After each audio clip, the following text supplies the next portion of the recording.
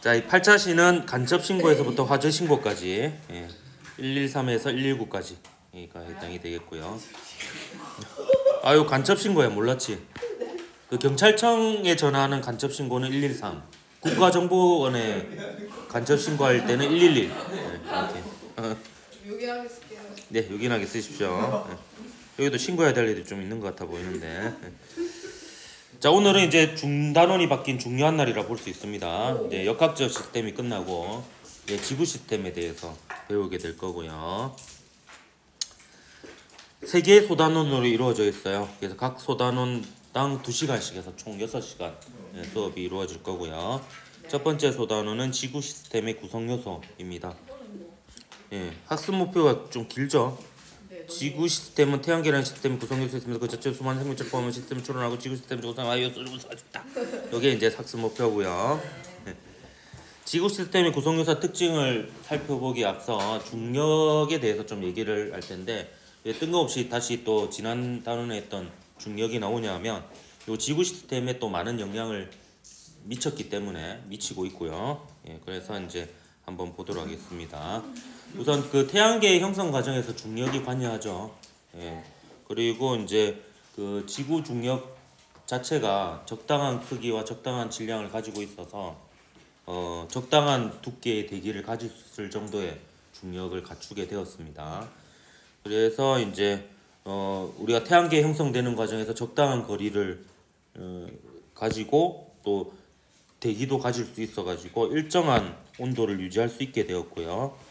그리고 그 비교적 일정한 그 온도 자체가 H2O가 액체 상태로 존재할 수 있는 조건이 되어서 생명체가 살기 좋은 그런 조건의 행성이 되게 되었습니다. 그래서 생명체가 잘 살 수 있는 조건이 또 중력과도 관련이 있고 중력이 많이 관여했기 때문에 이렇게 한번 넣어봤고요. 그래서 현재까지 알려진 바로는 지구와 유일하게 이제 생명체가 존재하는 전체인 걸로 우리 인류는 알고 있습니다. 뭐라고? 제 생각에도 이제 다른 데 있을 것 같습니다. 근데 이제 직접적인 증거가 아직까지는 밝혀지지 않았고요. 근데 그 제가 어렸을 때 그 신문 기사로 본 적은 있어요. 뭐냐면 이제 운석은 우주에서 날라온 거죠. 그 운석에서 미생물의 흔적은 발견됐어요. 근데 그 미생물의 흔적이 지구에서 만들어진 게 아닌 걸로 그까지는 발견이 돼가지고 그때 한번 크게 뉴스에 난 적이 있었거든요. 근데 아직 살아있는 형태의 외계 생명체가 발견되진 않았는데 여기에 있는 것 같기도 하고요. 그렇습니다. 근데 이 생명체의 존재 이것만 아니고 여러 가지 이제 조건이 있는데 그 중에 하나가 오존층이에요. 그 오존층이 자외선을 차단해주죠. 그리고 자외선은 피부암을 일으키고요. 심하면은 이제 피부를 태우기도 하죠. 그래서 이런 것들을 이제 차단해 주는 점도 생명체가 존재할 수 있는 조건 중에 하나고, 또 나중에 배우겠지만 외핵의 움직임에 의해서 지구 자기장이 생깁니다. 그래서 지구 자기장에 의해서 우주에서 날아오는 방사선 거의 대부분은 태양에서 날아옵니다. 그 방사선을 차단해줘요. 그러니까 그 지구 자기장이 쉴드 역할을 해주는 거죠. 게임에 보면 이렇게 막 아우라가 이렇게 있는 쉴드 있잖아요. 이제 실제로 그 아우라처럼 생긴 게 오로라로 나타나기도 합니다. 그게 그 과정에서 오로라가 나타나고, 지금 이제 지구가 미쳐가가지고 저 강원도에서 최근에 오로라가 관측이 되었죠. 와, 예고 직전이다. 그게 지금 태양이 또 그 활동 극대기거든요. 그래서 이제 통신장애 경보 이런 거 뉴스에서 본 적 있습니까? 그리고 이제 보통 북극이나 남극 지역에서 관측되던 오로라가 유럽 일부 지역이나 심지어 우리나라 강원도까지 일부 관측이 될 정도라고 하니까 강원도 여행의 최적 시기다 이렇게 볼 수가 있겠고요. 그러니까 이제 본격적으로 지구 시스템의 구성 요소 5가지 권법에 대해서 한번 보도록 하겠습니다. 우선 이게 손가락으로 찌르는 직권. 손가락 지자를 써서 땅지자입니다. 그 다음에 그 손수자를 써서 손날로 격파하는 수권. 물수자입니다. 기권 할게요. 기권. 공기 기자를 써서 기권. 외권은 우주입니다. 지구 바깥쪽. 그다음에 지구상에 유일하게 있는 것으로 현재까지는 알려진 생물권. 그래서 H 5가지 권법을 한번 살펴보도록 하겠습니다. 생물권까지. 우선 직권. 직권은 우리가 발로 내딛고 있는 요 땅을 포함해서 요 지구 내부 전체를 직권이라고 합니다. 그래서 안쪽부터는 내핵, 외핵, 멘틀, 지각으로 이루어져 있는데 요 내핵과 외핵은 가장 무거운 원소는 아닌데 요 지구를 이루는 원소 중에서는 무거운 편에 속하는 철과 니켈로 이루어져 있어요. 중력 때문입니다. 중력 때문에 무거운 게 안쪽으로 들어가는 거죠. 그리고 상대적으로 철, 니켈에 비해서는 가벼운 밀도가 작은 규산형 광물로 이루어진 부분이 멘틀과 지각이 되겠습니다. 안쪽부터 한번 볼게요. 안내자를 써서 내핵, 이거는 가장 중심부고요. 온도가 약 6000도씨로 5800도씨인 태양 표면과 거의 유사합니다. 굉장히 온도가 높은데 그 위에 외핵과 멘틀과 지각이 이게 짓누르고 있잖아요. 그래서 압력이 매우 커가지고 이런 높은 온도에도 불구하고 압력도 매우 높기 때문에 고체 상태로 존재합니다. 이렇게 온도가 높은 이유는 이제 한 2가지 정도 측면을 한번 생각해 볼 수 있는데 태양계 생성 초기에 굉장히 뜨거웠거든요. 그 열이 아직 남아 있는 부분이 있고요. 그 다음에 그 지구 내부에는 각종 방사성 원소들이 있습니다. 걔네들이 붕괴하면서 핵분열을 하면서 이제 폭발하듯이 하는 건 아니고 서서히 분열을 하면서 열을 방출합니다. 그런 것들에 의해서 내부에 이렇게 온도가 높다 이렇게 볼 수 있습니다. 자, 그 다음에 바깥 외자를 써서 내핵 바깥쪽에 있는 외핵. 외핵은 유일하게 액체 상태입니다. 요 4가지 부분 중에서 유일하게 액체 상태인데요. 그러니까 내핵보다는 압력이 좀 작은 거죠. 그래서 이제 액체 상태인데 외우는 방법은 이응 이렇게 외우고요. 아니면 또 좀 약간 더러운 방법이긴 한데 으악 하면 액체가 나오죠. 이렇게 이제 기억을 하면 되겠습니다. 네. 그래서 얘는 대류합니다. 움직여요. 움직이는데 이 중에는 이제 뜨거운 입자들이기 때문에 일부 전하를 잃은 상태가 있는 입자들이 있거든요. 전하를 띈 상태로 움직이면 그게 곧 전류가 됩니다. 그러면 그 전류 주위에 자기장이 생기죠. 그래서 지구 자기장의 원인을 외핵의 움직임으로 보고 있습니다. 예. 그래서 얘네들이 이제 태양에서 주로 오는 우주 다른 데서도 일부 옵니다. 우주 방사선을 차단해줘요. 그 과정에서 오로라가 생기는 겁니다. 방사권이 아니고 계속 공법하다 보니까 방사선을 차단해줍니다. 그래서 예전에 한 20여 년 전에 영화 중에서 코어라는 영화가 있었습니다. 코어가 외핵, 내핵 할 때 그 핵이거든요. 그래서 그 영화의 도입부에서 막 철새가 날아다니다가 길을 잃고 막 땅바닥에 쳐박고 막 사람이 타 죽고 막 이러는 게 시로 시작하거든요. 이게 이제 왜 그러냐면 그 영화 설정상 외핵이 멈춰버려요. 외핵이 멈춰서 지구 자기장이 사라지면서 이제 그 지구 자기장으로 이제 철새들이 방향을 잡는데 그 방향을 잃고요. 그 다음에 그 태양에서 오는 방사선을 차단 못 시키니까 막 사람이 타 죽고 막 이럽니다. 그래서 주인공이 이제 탐사선을 만들어 가지고 거기 핵폭탄을 싣고 지각을 뚫고 들어갑니다. 들어가서 멘틀까지 다 뚫고 들어가 가지고 외핵에 핵폭탄을 터뜨려 가지고 그 외핵을 다시 돌리고 이게 무사히 빠져나오는 말도 안 되는 스토리의 SF 영화인데 그래도 되게 재밌어요. 영화니까 뭐. 그로부터 20여 년이 지났지만 지각도 못 뚫고 있습니다. 그래서 우주 탐사보다도 더 힘든 게 지구 내부 탐사예요. 워낙 악조건이에요. 뚫고 들어가야 되니까. 네, 지진파를 분석해가지고 이제 각종 특징들을 알게 되었습니다. 정확한 거는 저도 모르겠습니다. 거기까지 몰라요. C 아니면 D를 받아가지고. 뭐 저도 뭐 이게 잘 모르는 부분이 많습니다. 그 부분은 어쨌든 외핵이 좀 여러 가지 내용이 많죠. 액체고요. 돌고 지구 자기장을 만든다. 멘틀은 뭐 몇 개 없습니다. 멘틀은 가장 큰 부피를 차지하고 있습니다. 일단 얘는 애매해요. 고체라고 하기도 좀 애매하고 액체라고 하기도 애매한 약간 좀 유동성 있는 고체? 뭐라고? 야, 액체 괴물이라고요? 예? 피부는 고체예요. 피부요? 피부는 고체죠. 그럼 고체가 썩으면 어떻게 돼? 고체가 썩으면 썩겠지. 뭐든 뭐 질문을 가지는 거 좋습니다. 그래서 약간 뭔가 좀 꾸덕꾸덕한 고체라고 해야 되나? 예, 약간 이제 약간은 움직이고 있어요. 예, 약간 움직이고 있어서 그 위에 지각이 떠다니니까 판이 움직이고 마찰해서 지진과 화산 활동이 일어나고 이런 겁니다. 그래서 멘틀이 고체냐 액체냐를 물어보지는 않을 것 같아요. 예. 그 다음에 이제 제일 늦은 부분 있죠. 지각. 예, 제일 지각해서 지각. 내액, 외액, 멘틀. 예, 제일 늦어서 지각. 지각은 우리가 딛고 있기 때문에 되게 딱딱해서 밀도가 큰 것 같지만 중력에 의해서 밀도 큰 녀석들은 다 아래로 내려갔기 때문에 여기가 밀도가 가장 작습니다. 직권 중에서는 가장 밀도가 작고요. 그 다음에 그 대륙 지각과 해양 지각이 있어요.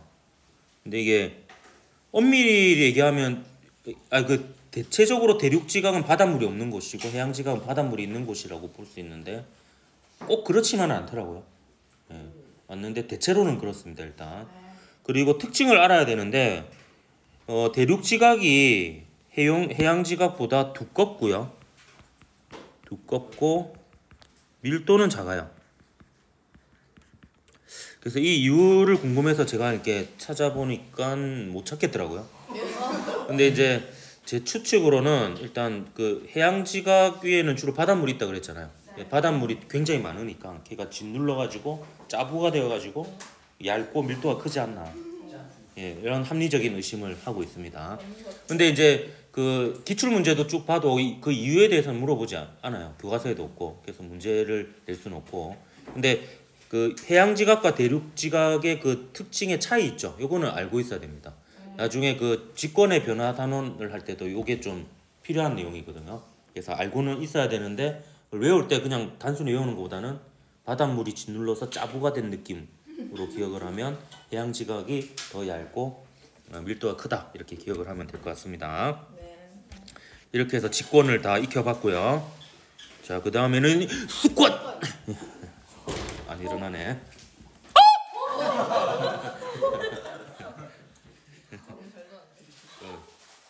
죽은 거 아니야? 한 번 더 해주시라는데요.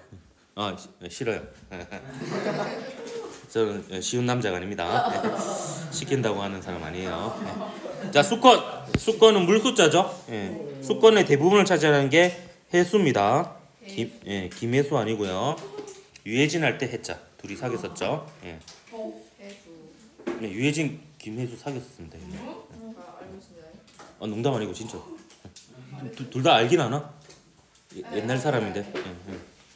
유해진 할 때 해수. 바다 해자 바닷물. 그리고 이 헷갈리는 게 빙하도 수권이에요. 얼음인데. 예, 수권이에요. 얘도 흘러요. 그래서 제가 좀 더 헷갈리게 얘기해주면 똑같은 H2O인데 수증기는 또 기권이에요. 헷갈리죠? 그래서 제가 생각해낸 방법은 요 바닥에 붙어가지고 움직이는 H2O는 다 수권이다. 이렇게 기억을 하면 빙하도 아주 천천히긴 하지만 바닥에 붙어서 움직이거든요. 네. 지하수도 흐르죠. 강도 흐르고요. 근데 호수는 안 흐르네. 이제 얼버무리고 넘어가겠습니다. 호수 그래도 수권 같죠? 네. 그래서 땅에 붙어 있는 H2O는 수권이다. 수증기는 땅에 안 붙어 있고 돌아다니니까 기권이 되겠습니다. 지표의 70%를 돕고 있죠, 수권이. 예, 그 지구의 온도를 유지하는데 굉장히 큰 역할을 합니다. 왜냐하면 요 물이 굉장히 비열한 물질이거든요. 예, 비열이 굉장히 큽니다. 무려 1이에요. 1 작은 것 같죠? 대부분의 물질이 비열이 1보다 작습니다. 그럼 비열은 도대체 뭐냐? 비열은 1kg을 1도씨 올리는데 필요한 열량이에요. 그걸 물로 정의했기 때문에 물이 1입니다. 그래서 물 1kg을 1도씨 올리는데 필요한 열량이 1kcal예요. 그래서 물의 비율이 1인 거예요. 그래서 물은 비율이 크고 대부분의 물질이 1보다 작습니다. 비율이. 그래서 온도가 잘 안 변한다는 거죠. 그래서 이제 온도를 유지하는 데 유리하고 생명체에도 물을 많이 포함하고 있잖아요. 생명체 같은 경우도 체온을 유지하는 게 중요하기 때문에 이제 그런 역할을 하기도 합니다. 네. 그럼 해수의 온도에 대한 그래프 좀 해석을 해보도록 할게요. 이 그래프인데 이 가로축이 수온입니다. 바닷물 온도, 물 숫자죠. 물 온도고요. 이게 바닷물의 깊이인데 보면 처음에는 깊이에 따른 온도 차이가 별로 없어요. 네. 그러다가 아래로 갈수록 수온이 내려가는 부분이 있고 또 온도가 일정한 부분이 있습니다. 이 중에서 A 부분을 혼합층이라고 합니다. 혼합층은 말 그대로 바람에 의해 가지고 혼합이 돼요. 그러니까 섞이니까 온도가 일정합니다. 섞이면은 온도가 골고루 일정해지잖아요. 예. 그래서 이 부분은 바닷물에 의해서 바람에 의해서 잘 섞이는 부분이다. 그래서 수온이 거의 일정합니다. 근데 B는 이제 섞이지 않는 부분이에요. 근데 밑으로 갈수록 햇빛이 약해지겠죠. 그래서 햇빛이 약해져서 수온이 약해진다. 그래서 수온 약층. 그렇게 기억하면 되겠습니다. 아래로 내려갈수록 햇빛이 약해져서 수온이 약해진다. 근데 그 온도가 약해진다는 표현은 사실은 그냥 이렇게 이게 갖다 붙인 거고 온도가 낮아진다. 혹은 아래로 내려갈수록 온도가 낮다. 이렇게 이제 표현하는 게 맞겠죠. 수온 약층 이름 외우기가 어려워가지고 그런 식으로 제가 그냥 수온이 약해진다 이렇게 이제. 네. 그다음 C는 이제 햇빛이 거의 도달하지 않아요. 그래서 수온이 낮고 일정합니다. 그래서 수온이 심해요. 심해층. 그게 아니고 깊은 바다죠. 심해층입니다. 그래서 여러분이 이제 그 각 층별로 온도 변화 양상과 그 온도 변화 양상이 일어나는 원인 그런 것들을 잘 기억해서 정리하면 되겠습니다. 근데 이렇게 간단하게만 나오는 게 아니라 이딴 식으로 변형되어서도 문제가 나옵니다. 요거는 위도에 따른 해수의 수온 분포인데요. 같은 식인데 한 곳은 고위도, 한 곳은 중위도, 한 곳은 저위도입니다. 그럼 저위도, 적도 부분은 A, B, C 중에 어디겠습니까? B하면 예, 저희도 적도 부분이 아프리카니까 제일 뜨겁겠죠. 온도가 가장 높은 곳이 A. B. B죠. B. B. 요게 저희도입니다. 적도 부근이죠. 아프리카. 그래서 보면 온도가 제일 높잖아요. 전반적으로. 그럼 온도가 제일 낮은 곳이 고위도겠죠. 극지방. 네. 어디입니까? A. A입니다. A. 그래서 고위도, 북극, 남극, 극지방이고요. 이 지방은 좀 특징이 있습니다. 이거는 전체가 심해층이에요. 온도가 다 심하죠. 전체가 심해층. 그러니까 거의 햇볕의 영향을 못 받는 거예요. 그러니까 뭐 처음부터 그냥 차갑습니다. 끝까지 차가워요. 그래서 이제 전부 다 온도가 심해요. 심해층. 그럼 바로 C가 소위도, 대위도 아닌 중위도가 되겠습니다.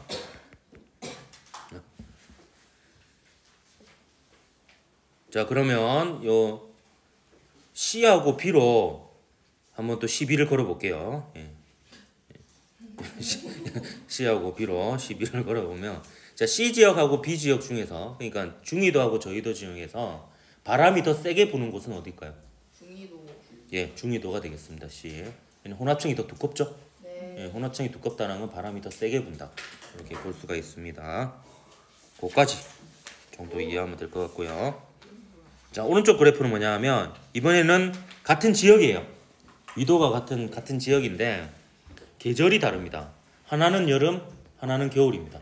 어디가 여름이겠습니까? B. 예, B가 여름입니다. 온도가 더 높죠. 그럼 A가 겨울이 되겠습니다. 그럼 이 지역은 겨울과 여름 중에서 언제 바람이 더 세게 불어요? 겨울. 예, 겨울에 더 세게 붑니다. 왜냐면 혼합층이 더 두껍죠. 예, 요딴 식입니다. 해석할 수 있겠습니까? 네. 교과서 한번 보도록 할게요. 그냥 뭐 그림이 있으니까 한번 보고 넘어가도 그 화면 보면 됩니다. 직권은 암석과 토양으로 이루어진 지구의 겉부분하고 지구 내부를 통틀어서 직권이라고 하고요. 이거 다 직권이고요. 수권은 거의 대부분이 바다입니다. 해수하고 빙하를 포함하고요. 지하수, 강, 호수 이런 게 이제 수권이 되겠습니다. 그리고 이제 뒷페이지에서 배우겠지만 마저 보면 기권은 지구를 둘러싸고 있는 대기가 분포하는 영역으로 수증기를 포함합니다. 그다음 생물권은 지구의 모든 생명체와 아직 분해되지 않은 유기물까지 포함해서 생물권이라고 하고요. 그다음 외권은 지구를 둘러싸고 있는 기권의 바깥 영역을 외권이라고 하는데 가장 큰 영향을 미치는 것은 태양이라고 볼 수 있습니다. 네. 그리고 요 지구의 모습을 보면 멘틀이 확실히 부피가 제일 크죠. 네. 그리고 이제 외액이 왜 예, 액체가 나옵니다. 유일하게 액체고요. 나머지는 다 고체라고 보면 물론 멘틀은 약간 애매하긴 하지만 약간 흐르는 고체 이 정도로 보면 되겠습니다. 자, 이제 기권한 학생들이 많은데 기권 한번 보도록 할게요. 저희 기권했네 벌써. 자, 기권은 이제 지표면으로부터 높이 1000km까지 분포하고요. 그래서 이제 한자로 하늘을 하늘천이라고 하죠. 1000km까지 하늘이어서 농담입니다. 진짜 진담인 줄 아는 애들이 몇 명 있더라고요. 그 시절에는 그 기체 분자가 1000km까지 있었다는 건 몰랐겠죠. 한자가 만들어질 당시에는. 그리고 얘는 수증기를 포함한 질소가 제일 많죠. 그다음 산소, 이산화탄소, 아르곤입니다. 그래서 여러분 들이를 마실 때 공기 중에서 사실 산소보다 질소가 제일 많고요. 내쉴 때도 질소가 제일 많습니다. 이산화탄소 사실 별로 안 됩니다. 내쉴 때 약간 비율이 올라서 나오지. 그러면 그 인공호흡 할 때 불어넣으면 사람 죽이는 거잖아요. 이산화탄소가 제일 많으면. 날숨에도 질소가 제일 많고 그다음에 산소가 그다음으로 많습니다. 별로 비율의 차이가 별로 없어요. 한 번 들이쉬고 내쉬고는. 근데 이게 밀폐된 공간에서 계속 하면은 이산화탄소 비율이 올라가서 위험해지는 거죠. 그리고 뭐 아르곤, 그리고 소의 방귀 이런 것들이 이제 기권을 이루고 있다. 이렇게 볼 수가 있겠습니다. 기권도 역시 온도가 중요한데요. 그리고 1000kcal이라고 하지만 실질적으로는 30kg 이내에 99%가 존재합니다. 그래서 이제 저 위에는 굉장히 희박하고요. 그리고 이제 요 그래프는 가로축이 기온이고 세로축이 높이입니다. 높이인데 여기 보면 여러분 우리가 살고 있는 공간은 대륙권이에요. 대륙권. 대륙권부터 먼저 써놓고 시작할 텐데 요 라 지역은 대륙권인데 한 10에서 11km 정도까지 해당이 되는데 에베레스트 산이 8.8km니까 결국에 우리가 생활하는 공간은 전부 다 대륙권에 있다 이렇게 볼 수가 있습니다. 여러분 등산 한 번은 해봤죠? 등산해 보면 공기가 올라갈수록 뜨거워집니까? 차가워집니까? 차가워지죠. 그 이유는 이제 지표면의 영향으로부터 점점 멀어지기 때문에 지표면이 낮에 달궈지잖아요. 그래서 올라갈수록 이제 온도가 내려갑니다. 내려가는데 요 부분을 이제 대륙권이라고 합니다. 왜 대륙권이라고 하냐면 대류가 활발하니까 대륙권이라고 합니다. 왜 대류가 활발하냐? 아래쪽이 뜨거워요. 밀도가 크고요. 밀도가 작고요. 위쪽이 차가워서 밀도가 크니까 밀도가 큰 쪽에 중력이 더 크게 작용해서 얘가 아래쪽으로 내려와서 요 높은 온도의 공기를 밀어냅니다. 그럼 고온인 공기는 위로 올라가죠. 이게 활발하게 이렇게 움직이게 되는 겁니다. 대류가 활발하고요. 대부분의 수증기는 대륙권에 존재를 합니다. 그래서 수증기가 많기 때문에 기상현상이 활발하게 일어납니다. 수증기가 이제 구름이 되고 다시 비가 되고 그리고 그 과정에서 움직이면 바람이 되고 이렇게 되니까 기상현상이 활발하고요. 이 수증기가 이산화탄소, 소의 방귀와 함께 대표적인 온실 기체예요. 거의 3대장입니다. 이산화탄소, 수증기, 소의 방귀. 맥도날드가 지구의 온도를 많이 높였습니다. 그래서 여기서 온실 효과가 일어난다. 그래서 온실 효과는 대부분 대륙권에 의한 현상이다 이렇게 보면 되겠습니다. 이제 대륙권 위로 올라가면 이제 성층권이 있어요. 성층권. 성층권은 특징이 이제 지표면으로부터 영향을 좀 덜 받아가지고 위로 올라갈수록 태양과 가까우니까 온도가 더 올라갑니다. 예. 그래서 아래쪽이 저온, 밀도가 크고 위쪽이 고온, 밀도가 작으니까 굉장히 안정적이다. 이렇게 볼 수 있고요. 따라서 비행기는 성층권을 통해서 이동합니다. 그래서 비행기가 운행 중에는 사고 잘 안 납니다. 성층권이 굉장히 안정적이거든요. 근데 이제 이륙하고 착륙할 때 대륙권을 지나니까 그 사이에 이제 문제가 생기는 경우가 거의 대부분이에요. 그 성층권에는 또 중요한 게 있습니다. 오존층이 존재해요. 오존층은 자외선을 차단해주는 역할을 하죠. 자, 외우는 방법은 요 가나다라 중에서 이름에 층이 들어간 것은 성층권밖에 없어요. 그래서 성층권, 오존층, 층층, 성층, 오존층, 성층, 오존층. 성층권이 오존층이다. 비웃지만 기억은 날 겁니다.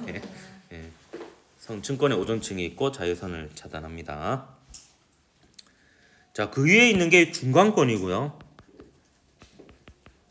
그 위에가 열권이에요. 자, 이거 외우는 방법 알려줄게. 순서. 자, 이거 열권이, 자 보세요. 한 권도 두 권도 아니고 열권이니까 굉장히 두껍겠죠.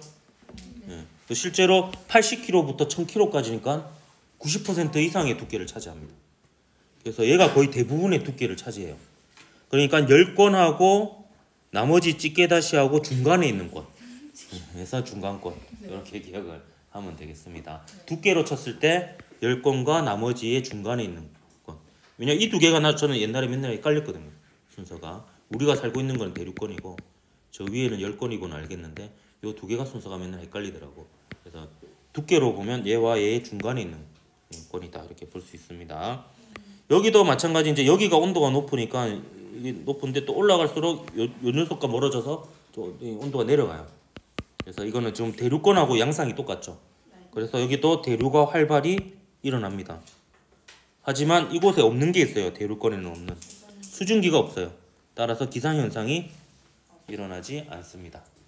그래서 중간권은 이 정도 기억하면 될 것 같습니다. 대류는 일어나지만 수증기가 없어서 기상현상은 일어나지 않는다. 그다음 열권은 말 그대로 이제 그 태양의 영향을 많이 받는 곳으로 위로 올라갈수록 태양과 가까우니까 이제 온도가 높고요. 대기가 매우 희박합니다. 두껍기만 두껍지 안에 있는 물질은 별로 없습니다. 대기가 매우 희박하고 낮과 밤의 온도차가 굉장히 큽니다. 그래서 낮에는 됐다 뜨겁고 밤에는 됐다 춥고 이런 것이 이제 열권이다. 그 열권에는 또 중요한 게 하나 있습니다. 여기 오로라가 여기서 발생합니다. 그래서 제가 어떤 반에 잘못 가르쳐가지고 이응 이렇게 외우라 했는데 이렇게 외우면 잘못하면 이응 해서 이제 오존층이 열권에 가버리는 이상한 일이 일어나게 됩니다. 아씨 이거 그 다음 내용도 또 문제가 있는데 해줄게요. 그래도 그 일본 사람들이 보면은 그 신혼여행지로 가장 가고 싶어하는 데가 캐나다예요. 왜냐하면 그 캐나다에 오로라를 보러 많이 간다고 합니다. 그래서 일본 사람들이 신혼여행으로 오로라를 보러 가가지고 오로라를 보면서 감동해가지고 오열하는 모습을 떠올리면 오로라 열권. 이렇게. 근데 이러면 또 오존층 열권에 오열 이렇게 오열하면 안 됩니다. 그 오로라를 보러 가서 오열한 거예요. 오로라 열권. 비웃음과 기억을 바꿨다 이렇게 생각하면 되겠고요. 이렇게 해서 또 이제 요 기권도 다 해봤고 뭐 빠뜨린 건 없는 것 같아요. 넘어가서 외권 보겠습니다. 외권은 기권 바깥으로 그리고 우주라고 볼 수 있는데 그 중에서 태양이 가장 큰 영향을 미친다라고 볼 수 있겠습니다. 미치겠죠. 그 다음에 어찌 보면 달이에요. 달 밀물과 썰물 만들어내잖아요. 그리고 이제 나머지 뭐 태양계 전체 별 은하들은 이제 여러분의 감성에 영향을 미치겠죠. 특히 그 은하는 큰 영향을 미칩니다. 여러분 그 요걸로 브롤스타즈 하잖아요. 갤럭시가 은하거든. 몰랐지? 그 갤럭시 워치를 이제 우리말로 하면 은하시계 뭐 이렇게 되는 거죠. 자, 생물권은 지권, 기권, 수권, 기권에 걸쳐 넓게 분포하는데 외권에는 현재까지 이제 분포하지 않는 것으로 알고 있고 외계 생명체가 발견되면 아마 인류 역사상 가장 큰 발견이 될 거예요. 뭐 그렇습니다. 여기 보면 요 지각 보면은 요게 해양 지각이에요. 두껍죠? 요게 이제 네. 뭐더 이해해. 이게 대륙 지각이에요. 네. 두껍죠? 이게 해양 지각입니다. 네. 바닷물에 짓눌러 가지고 이제 얇고 밀도가 크다 이렇게 보면 되겠습니다. 네. 하늘천 네. 네. 왜 액체 뭐 여기까지 합시다.